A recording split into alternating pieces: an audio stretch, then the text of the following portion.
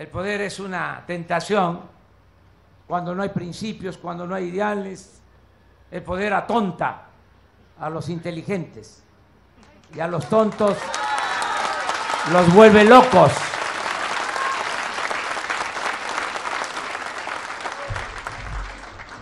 Suele pasar que una persona se comporta de una manera antes de tener un cargo, ya cuando tiene un cargo es como si se subiera a un ladrillo y se mareara.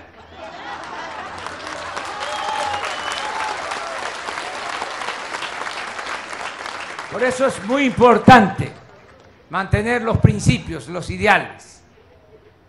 No mentir, no robar, no traicionar al pueblo. Hasta el final.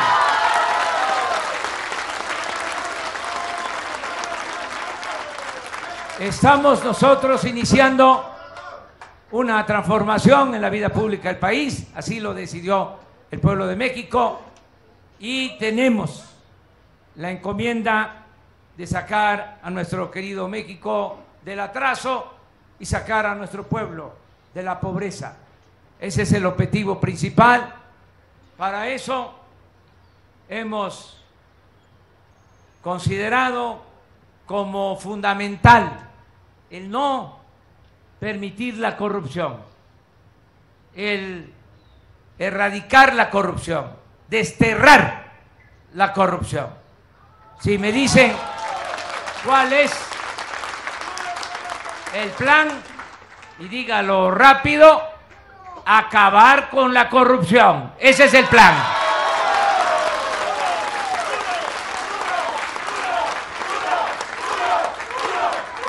Porque eso es lo que más ha dañado a nuestro país, la deshonestidad de los gobernantes. Por eso tenemos que acabar con la corrupción y con la impunidad. Nada de que el que llega a un cargo y roba es muy vivo, muy inteligente. Nada de eso, es un ladrón. Un vil ladrón. Y ya va a ser mal visto, porque fueron haciéndonos creer de que la corrupción era parte de la vida pública. Un cacique en una ocasión llegó a decir, le preguntaron que siquiera la moral, ¿qué es para usted? Le dijeron al alazán tostado, un dirigente político, un cacique de San Luis Potosí. ¿Qué es la moral? Contestó, es un árbol que da moras y que sirve para... y eso no lo puedo mencionar, pero eso dejó escrito en sus memorias Gonzalo N. Santos. Otro político finado, también del viejo régimen, acuñó la frase de que político pobre, pobre político. O sea, que había que ser corrupto. Y esto quiso invadir toda la vida pública. Se esmeraron en eso. Llegó el momento en que el ladrón era el que se robaba una gallina, el que se robaba un pavo, un caballo, la ropa que dejaban tendida en el patio, los cilindros de gas, una bicicleta, la bolsa en el mercado. Ese era el ladrón. Y el que se robaba cientos, miles de millones de pesos no perdía ni siquiera su respetabilidad. Eso ya se acabó. Ladrón es ladrón.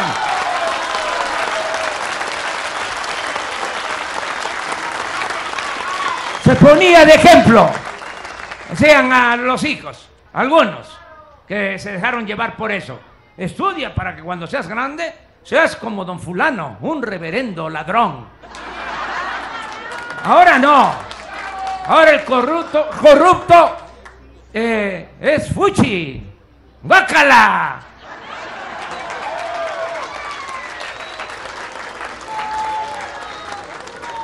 Se va a estigmatizar la corrupción. Nada de estar aplaudiendo. ¡Ah, qué vivo eres! ¡Qué inteligente! Llegaste a un cargo y de inmediato te compraste tu casa, tu residencia, tus ranchos. Te fuiste a vivir al extranjero, tienes allá departamentos. Nada de eso. Ya no vamos a estar solapando de alcahuetes, de corruptos. Se tiene que llamar a las cosas por su nombre. Ya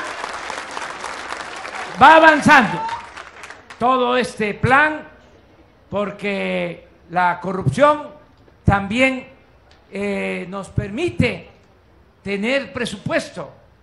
Cuando hay corrupción no alcanza el presupuesto, se lo llevan todo. Cuando hay honestidad en el gobierno, el presupuesto rinde, alcanza. No hay necesidad de aumentar impuestos, no hay necesidad de crear impuestos nuevos, no hay necesidad de aumentar el precio de las gasolinas, del diésel, del gas, de la luz, no hay necesidad de endeudar al país. Les voy a poner un ejemplo. Cuando terminó Fox, dejó la deuda pública en 1.7 billones. Calderón la aumentó a 5.2 billones, más de 200%. Y Peña nos entregó una deuda de 10 billones, solo para pagar intereses de esa enorme deuda. Estamos destinando más de 600,000 millones de pesos este año del presupuesto para pagar intereses.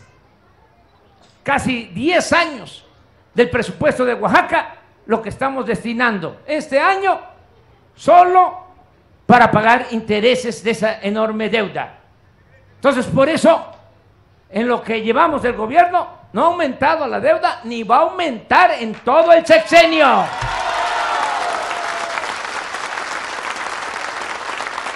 Entonces, ¿cómo le vamos a hacer? ¿De dónde va a salir el dinero? De cortar de tajo con la corrupción, de hacer manicure con hachuela, todo el que le vaya creciendo las uñas.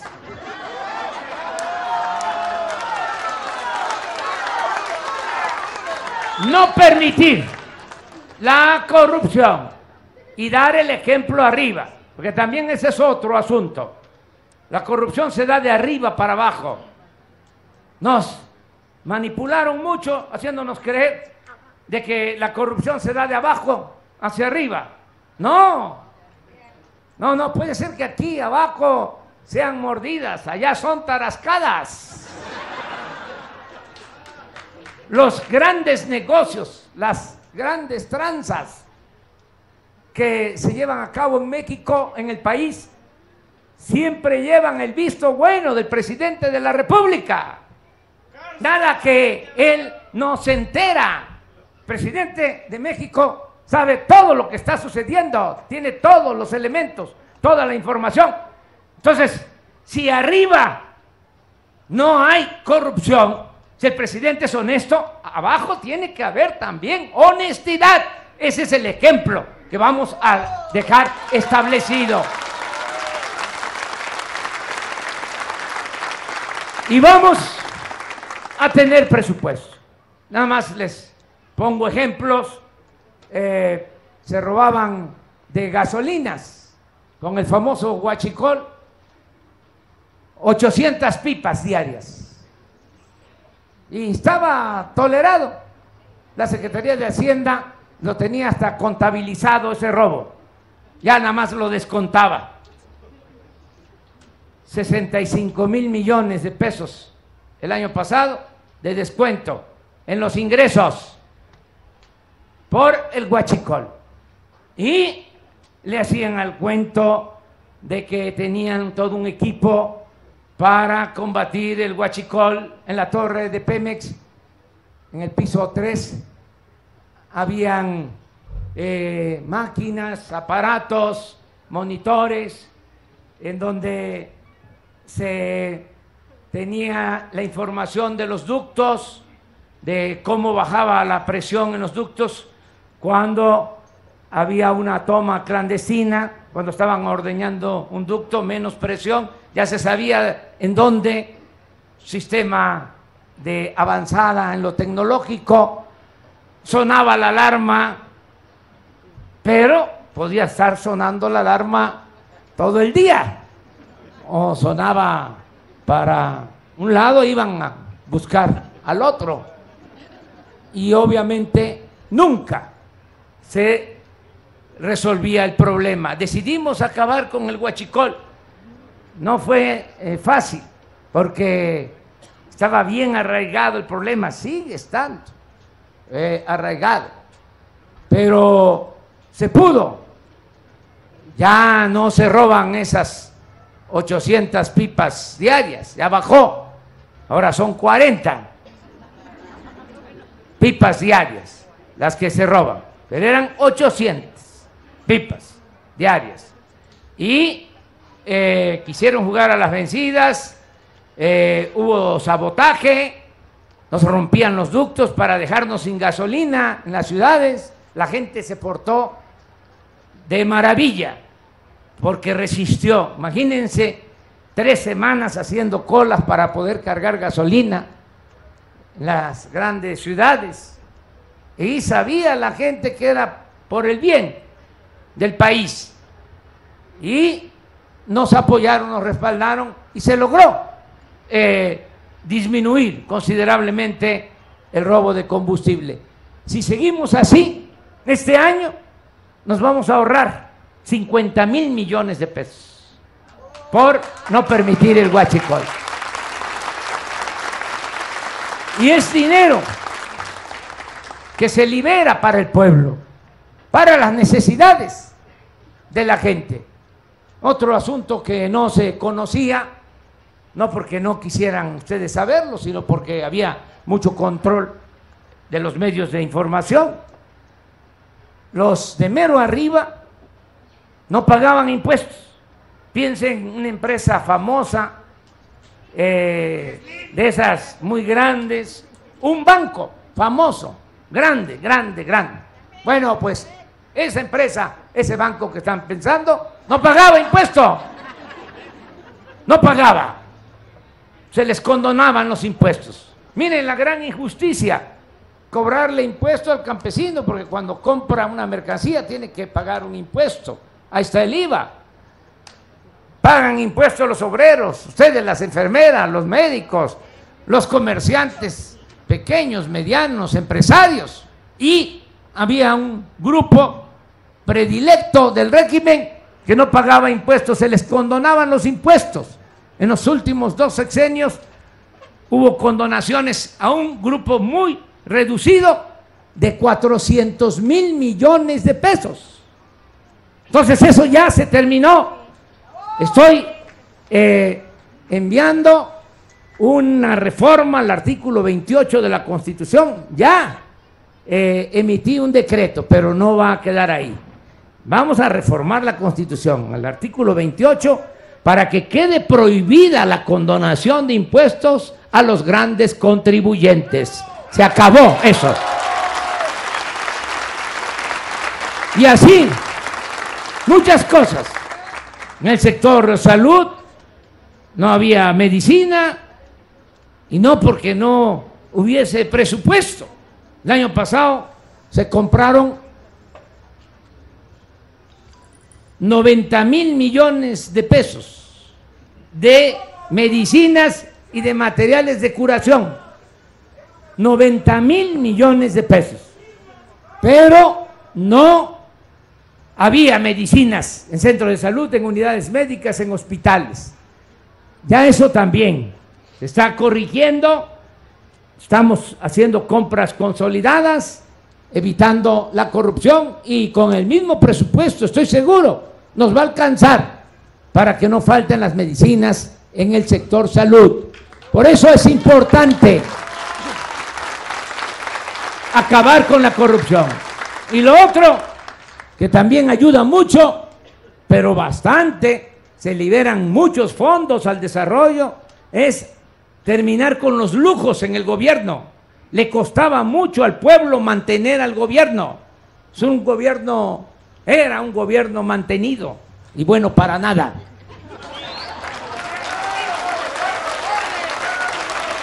Sueldos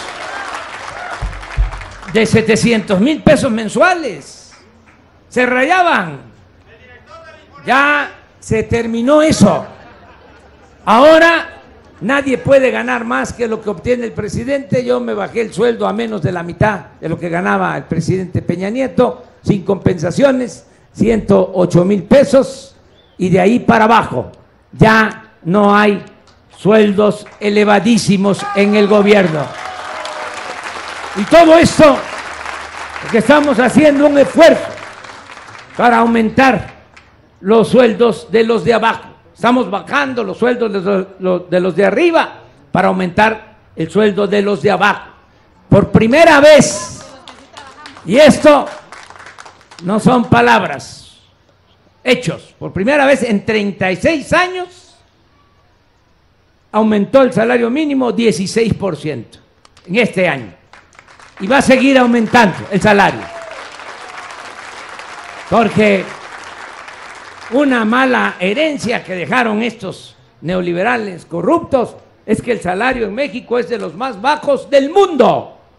Ahora que tuvimos el problema de la migración de Centroamérica, que querían hasta imponernos aranceles, el gobierno de Estados Unidos, decidimos nosotros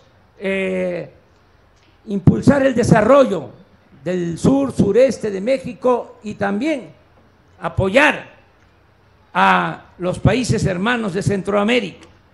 La idea de que la gente, si tiene trabajo en sus pueblos, pues no se ve la necesidad de emigrar. La gente sale no por gusto, sale por necesidad.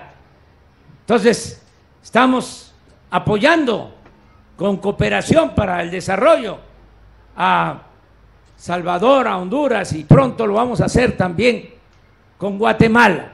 Soy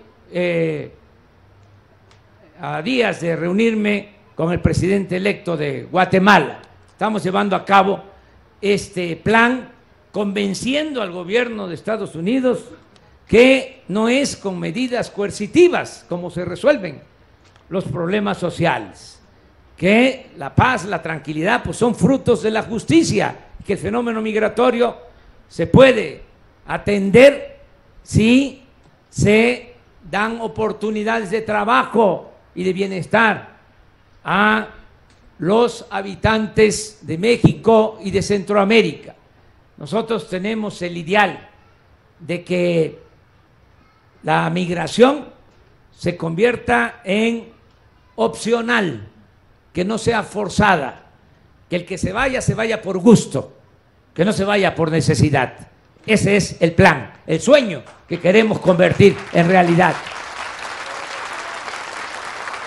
Bueno, viendo esto, empecé a indagar cómo estaban los salarios en México con relación a Centroamérica. Y resulta que en Guatemala, en Honduras, en El Salvador, el salario mínimo es del doble que en México. Imagínense cómo nos dejaron estos. Por eso estamos haciendo justicia laboral y acabando con los privilegios, apegándonos a lo que decía el presidente Juárez, que el funcionario, el servidor público aprenda a vivir en la justa medianía. Ya no lujos, ya nada de aviones, de helicópteros privados. Como vengo a Miahuatlán, como he venido siempre, por carretera, a ras de tierra. Ya están vendiéndose todos los aviones, los helicópteros. Está vendiendo el avión presidencial. Imagínense si yo me iba a subir a encaramar en ese avión. para 280 pasajeros, que tiene alcoba, que tiene restaurante. Ayer que andaba yo en Villalta, les estaba yo platicando sobre esto y les decía que ese avión llega a Europa en 10 horas sin recarga de combustible. Es como, les decía yo, ir de Villalta a Oaxaca. Todo eso es ahorros. Puedo poner el caso de la presidencia. El año pasado costó mantener administrativamente la presidencia de la República 3,000 millones de pesos. Ahora que ya no está el Estado Mayor y no incluyen los sueldos, porque de todas maneras ellos cobraban en la Secretaría de Defensa y tenían un ingreso extra en el Estado Mayor y otras prestaciones. Bueno, pues de 3,000 millones vamos a terminar en 600 millones. ¿Cuánto nos ahorramos? 2,400 millones en presidencia. Y así en todas las secretarías. Por eso nos va a alcanzar el presupuesto. Ya no hay pensión para los expresidentes.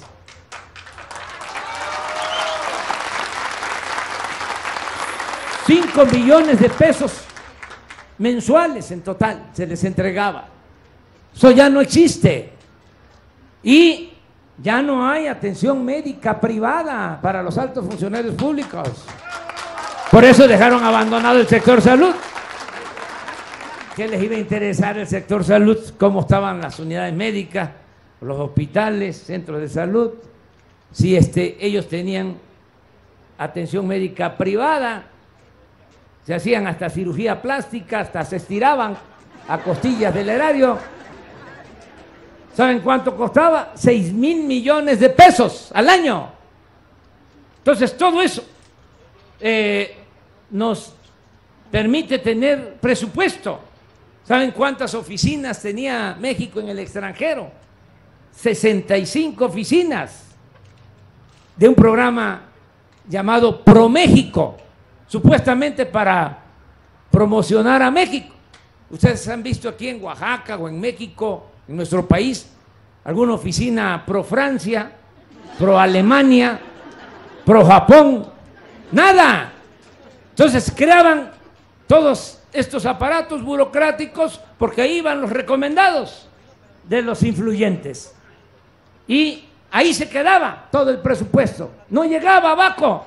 Ahora lo que estamos haciendo es liberando todos esos fondos y entregando esos fondos de manera directa al pueblo. Esa es la nueva tónica del gobierno democrático, porque también me lo pidieron así, me dieron muchos consejos mis asesores.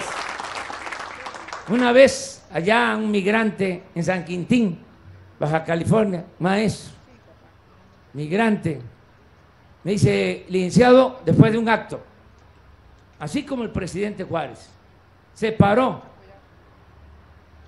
a la iglesia del Estado, porque a Dios lo que es de Dios y a César lo que es del César, así ahora lo que se necesita es separar el poder económico del poder político para que el gobierno represente a todo el pueblo, no nada más a unos cuantos. Fíjense cuánta sabiduría, porque en efecto el gobierno estaba tomado, estaba secuestrado, estaba convertido en un comité al servicio de unos cuantos. Era un facilitador el gobierno para hacer negocios, para robar, para la corrupción. No, era para servir al pueblo. Otra recomendación que me hicieron, tampoco les gusta mucho a algunos, me dijeron con insistencia: no nos mande el dinero a través de las organizaciones con intermediarios, entréguenos el dinero de manera directa, porque si nos los manda con intermediarios no llega. o llega con moche, con piquete de ojo. Entonces, ya todo el apoyo es con tarjeta de manera directa. Al adulto mayor, directo. Ya no 1.160 pesos, 2.550, directo al adulto mayor. A todos. ¿Saben para cuántos adultos mayores? Para 8 millones de adultos mayores. Los 2.550 pesos bimestrales. Imagínense si es una pareja de ancianos respetables, si es de una comunidad indígena después de 65 años. Ya poco más de 5,000 pesos. Ya tienen para asegurar su alimentación para lo básico. Es muy satisfactorio. También, ahora, todos los niños, niñas, pobres, con discapacidad, todos, su pensión. 1 millón de niñas y niños pobres, con pensión igual, 2.550 pesos bimestrales. Ya empezamos a entregar las becas. En total van a ser 10 millones de becas, como nunca en la historia del país, para preescolar, primaria, secundaria, en preparatoria, todos becados, todos los que estén en la prepa, los que vayan a la universidad de familias de escasos recursos económicos, 2.400 pesos mensuales, para que nadie se quede en la oportunidad de estudiar. Los jóvenes que ya no estudiaron, que no tienen empleo, están siendo contratados y se les da trabajo como aprendices, se les pagan 3.600 pesos mensuales. Antes nada más les llamaban ninis, que ni estudian ni trabajan. Se les discriminó por completo. Ahora es atender a los jóvenes, no darle la espalda a los jóvenes. Si abandonamos a los jóvenes, los de la delincuencia los enganchan. Tenemos que quitarle a la delincuencia a los jóvenes, competir en ese terreno. Nada de que vas a tener una gran reserva de jóvenes para estar engrosando las filas de la delincuencia. Nada de eso. Nosotros vamos a proteger a los jóvenes. No se van a quedar los jóvenes sin estudio y sin trabajo. Y así vamos a ir serenando a nuestro país. Lo mismo en el campo. Apoyo a los productores del campo. Lo que era Procampo ya es Producción para el Bienestar, su apoyo. Los que se dedican a la producción del café, su apoyo de manera directa. Cañeros, apoyo de manera directa.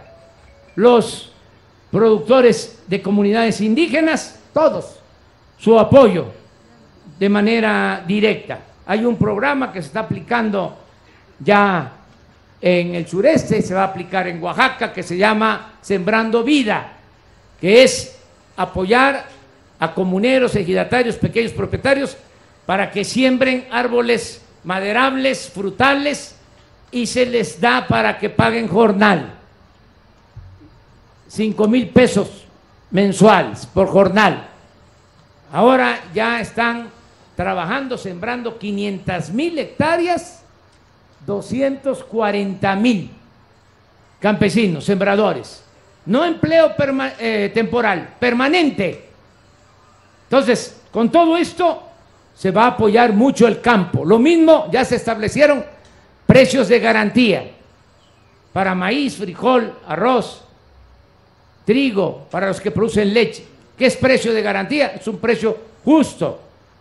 Ya ahora se compra el maíz 5,400 pesos la tonelada, para que el campesino vea compensado su esfuerzo.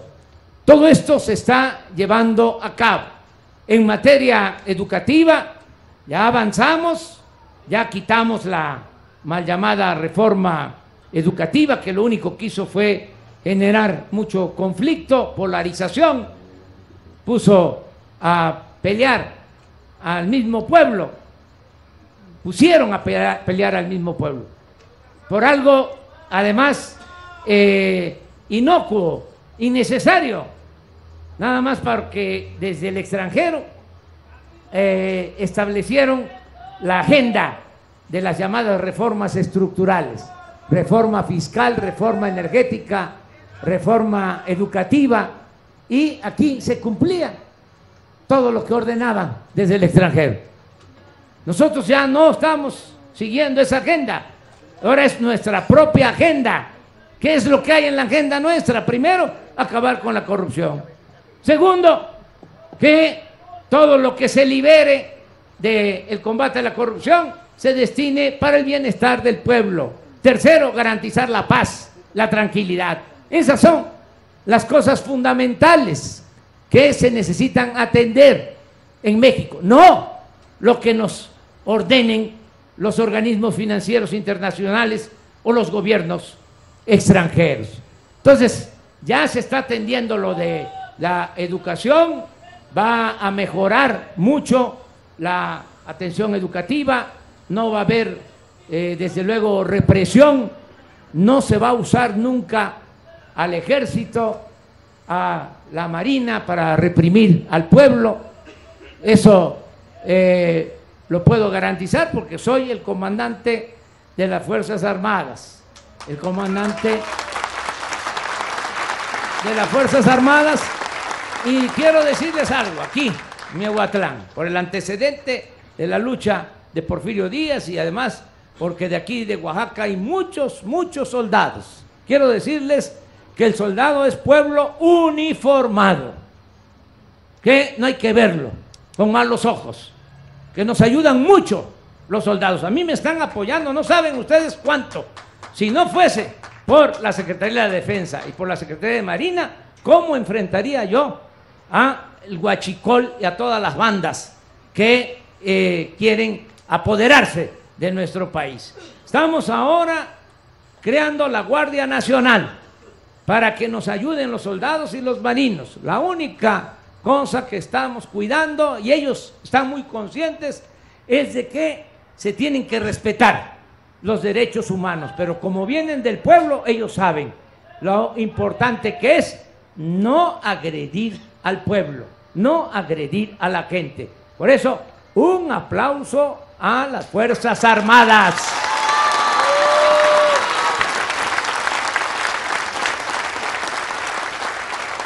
En el caso de la educación, también les digo, es muy buena la relación con las organizaciones que representan a los maestros de México.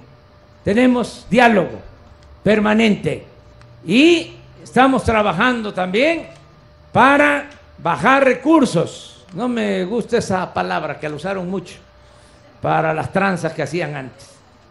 Decían, vamos a bajar recursos. Y habían gestores donde allá en el Congreso se iban haciendo los presupuestos, bolsas de moche, y habían intermediarios que se dedicaban a eso, a bajar recursos. Pero bueno, ya lo dije, vamos a bajar recursos, pero para las escuelas, de manera directa. Ya no vamos a pasar los programas de mantenimiento y de construcción de aulas por todas las instancias gubernamentales, ni federales ni estatales, sino que de la tesorería de la Federación va a llegar un cheque a cada escuela para que la sociedad de padres de familia con maestros maneje ese presupuesto, que ellos decidan qué hacer con ese dinero, si van a impermeabilizar, si van a pintar la escuela, si van a comprar mobiliario, si van a arreglar los baños, si van a construir una aula adicional, que ellos decidan. Así vamos a tener más garantía que va a llegar el dinero. Además, es la escuela donde estudian sus hijos y estoy seguro que así nos va a rendir también más el presupuesto. Es un cambio que vamos a llevar a cabo. Y en materia de salud, pues por eso estoy aquí, vengo a decirles que vamos a reforzar toda la salud pública, todo el servicio de salud pública, porque tenemos que garantizar el derecho a la salud. Está consagrado en el artículo 4 de la Constitución, pero es letra muerta. Para empezar, los servicios de salud no cuentan con medicinas, con médicos, faltan equipos, en fin, hay mucho abandono. Ahora que veníamos a Miahuatlán nos pararon y así me están parando en todo el camino. Aprovecho para decir que no me bajo de la camioneta porque me quieren meter a los pueblos. Imagínense si yo me bajo, voy a cada pueblo donde no hay un programa o donde no está programado que yo esté, pues no llego nunca a mi destino. O sea, y claro que hay problemas de todo tipo, decía Madero cuando le tocó enfrentar a Porfirio Díaz, decía, utilizando una frase bíblica, el pueblo de México tiene hambre y sed de justicia. Así estamos, y sí vamos a saciar el hambre y la sed de justicia, pero lo tenemos que hacer de manera organizada, porque si llego a Miahuatlán 2 horas después, pues voy a llegar también 3, 4 horas después a Tlacolula y ya no me voy a poder ir a México y tengo que estar mañana a las 6 de la mañana en la reunión de gabinete. Entonces, ¿qué les digo? Pues que estoy atendiendo todo, pero que tenemos que organizarnos muy bien. ¿Pero para qué querían que yo me bajara ahí? Para que yo fuera a constatar que hay un centro de salud abandonado desde hace 10 años. Bueno, así está, así nos dejaron la situación, no solo en Oaxaca, en el país, un cementerio de obras abandonadas, tiradas, inconclusas, porque lo que les interesaba nada más era hacer la obra, el contrato, era el acto de corrupción y no les importaba más que eso. Entonces iniciaron muchas obras y las dejaron inconclusas. Entonces tenemos ahora que atender todo eso, mejorar el sistema de salud. Y a eso vengo a Miahuatlán, decirles que conozco muy bien este programa IMSS Bienestar. Lo conozco porque empezó en 1979, hace 40 años, el IMSS Coplamar. Yo era en ese entonces director del Instituto Nacional Indigenista en Tabasco. Tardé 6 años trabajando en comunidades indígenas. Allá, como existe la cultura zapoteca en Oaxaca y otras culturas, allá es la cultura maya chontal.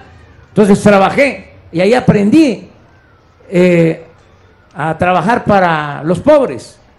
Hace 40 años estaba yo saliendo de la escuela y era yo también delegado de Coplamar y a mí me tocó iniciar este programa allá, cuando inició en todo el país, las unidades médicas y los hospitales, aunque tiene más tiempo porque habían hospitales de solidaridad, de justicia social en la época de Echeverría. Uno de esos hospitales era de Miahuatlán, pero realmente el programa inicia de manera general hace 40 años, en el 79, que es cuando se hacen las unidades médicas y los hospitales de 40 camas para un segundo nivel de atención. Entonces, este programa se va a consolidar, que se va a mejorar, resistió todo el vendaval de la política neoliberal, no pudieron acabar con este programa, que hasta en el sistema ordinario, la famosa subrogación de servicios imperó, dominó. ¿Saben qué es la subrogación, verdad? El entregar áreas a particulares, la privatización de la salud, pues, para decirlo, pocas palabras. Y esto se mantuvo como se inició. Primero IMSS Coplamar, luego IMSS Solidaridad IMSS progresa, IMSS oportunidades, IMSS prospera y ahora IMSS bienestar. Pero lo importante es que tenga buena atención los que asisten, los que buscan apoyo médico en unidades médicas que están en las comunidades, en los pueblos, en los municipios, y los que vienen al hospital. Estamos haciendo por eso un recorrido por todo el país, visitando los 80 hospitales del IMSS Bienestar. Ya llevamos 41 hospitales con este de Miahuatlán visitados, y me acompañan todos los integrantes del Gabinete de Salud del Gobierno de la República.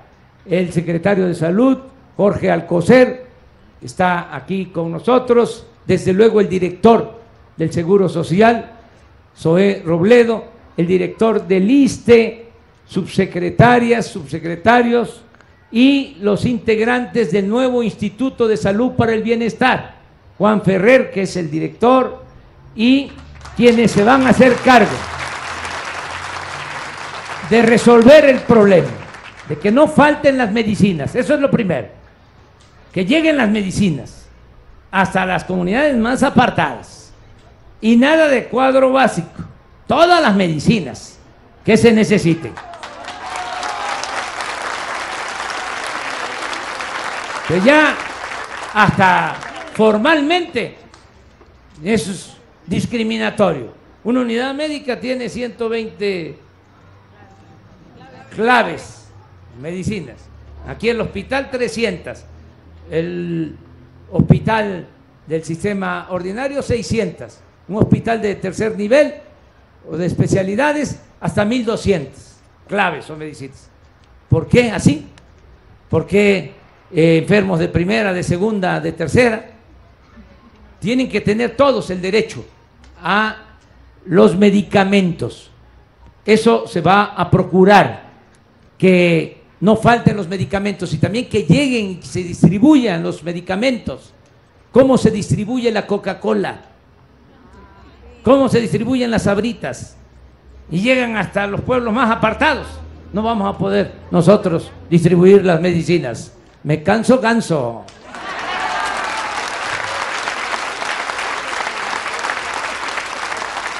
Para eso, el doctor Alejandro Calderón Alipi está aquí, él es el responsable, por eso viene aquí.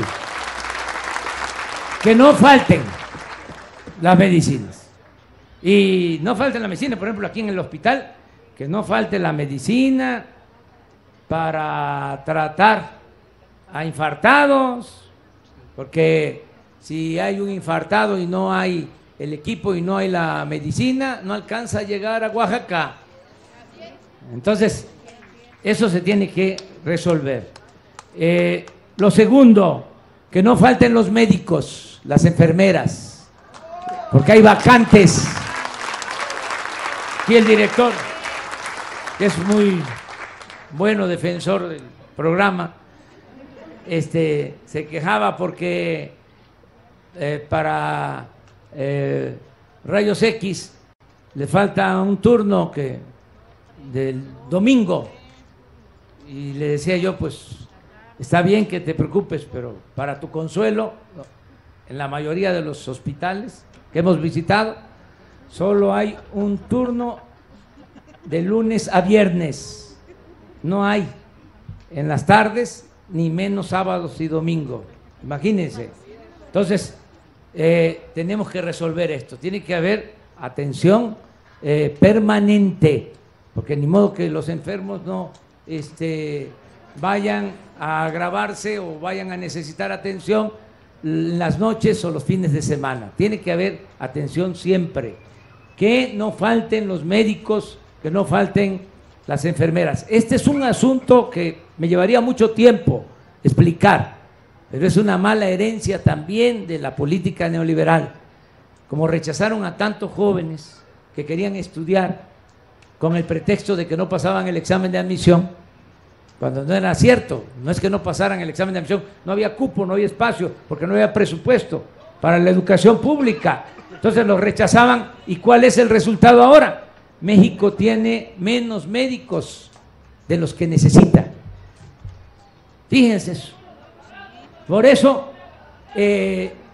hay hasta plazas vacantes y no hay médicos, sobre todo especialistas. Tenemos que resolver esto y también establecer un mecanismo para tratar mejor a los que trabajan en hospitales rurales, porque un especialista no quiere venir a Miahuatlán, porque quiere quedarse en Oaxaca o en la Ciudad de México. Entonces, si quiere quedarse en Oaxaca, si quiere quedarse en la Ciudad de México, pues es su derecho, es libre. Pero el que esté aquí en Miahuatlán, que gane más que el que esté en Oaxaca, que el que esté en la Ciudad de México. Todo esto lo vamos a resolver y el responsable es el doctor Alejandro Schwartz, que está aquí con nosotros, para que no falten los médicos. Lo tercero es la infraestructura, la ampliación de centros de salud. Aquí me están planteando la reparación de unidades médicas que quedaron muy afectadas con el temblor, están en muy mal estado, unidades médicas que pertenecen a este hospital de Miahuatlán. Se van a atender, hay hospitales que requieren ampliación, sobre todo se requiere ya mejorar el equipo, que es en algunos casos obsoleto, en varios hospitales que llevan muchos años sin renovación. Todo esto lo va a atender Carlos Sánchez Meneses, que está aquí, que es el encargado de la infraestructura de salud. Y vamos también, son 4 acciones: medicinas, médicos, infraestructura y regularización de los trabajadores de la salud, que los que están trabajando como eventuales por contrato puedan tener su base, así de claro. Lo vamos a ir haciendo. Hay más de 80,000 trabajadores de la salud que están contratados por honorarios o que no tienen base, son eventuales, se van a basificar. Vamos a empezar con los de más antigüedad, nada de influyentismo, nada de recomendados, sino el que tenga más antigüedad, que haya trabajado más tiempo como eventual, esos van a ser los primeros, que van a ser tomados en cuenta. Para eso nos va a ayudar el doctor Víctor Lamoy Bocanegra, que es el secretario de Finanzas del Instituto de Salud para el Bienestar. Son los 4. A ver, párense, por favor.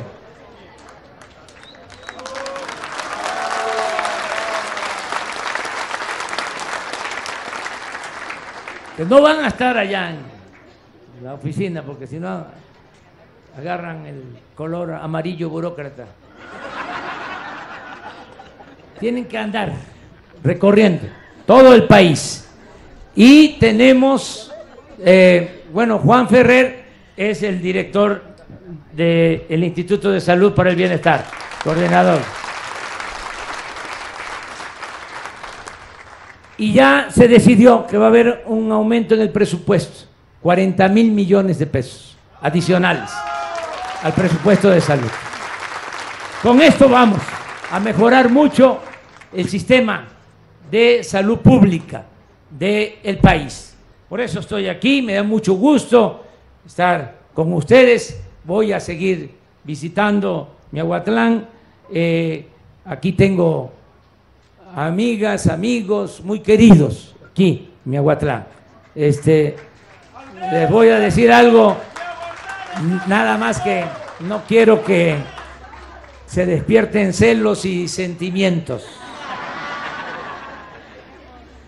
Pero el mezcal de Miahuatlán es de lo mejor que hay.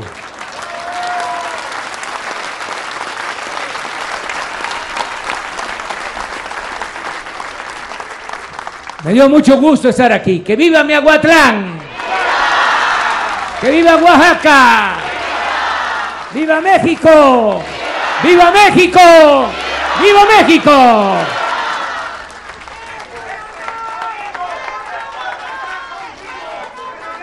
Solicitamos a los presentes permanecer de pie para entonar nuestro himno nacional mexicano.